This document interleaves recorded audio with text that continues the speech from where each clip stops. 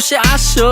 পকেটে টাকা আছে আর মাত্র 500 বাবা, গরু মুরগির দাম বেশি, আজকে সবাই মাছ খাবা। চিংড়ি মিংড়ি রুই টুই বল নাকি কাতলা, শিং মাছ নিয়া ভাবিরে জোল রানতে কোন পাতলা, ইলিশ আসছে দিয়া দেই কালকে আবার বৈশাখ। বাপ সাপ দেখে আমগো মনে হয় কি লাট সাপ, গরিব মানুষের বৈশাখ, ইলিশ মাছ না পুঁই শাক। সিলভার কাপ না তেলাপিয়া, আমারে দেন পাঙ্গাস মিয়া।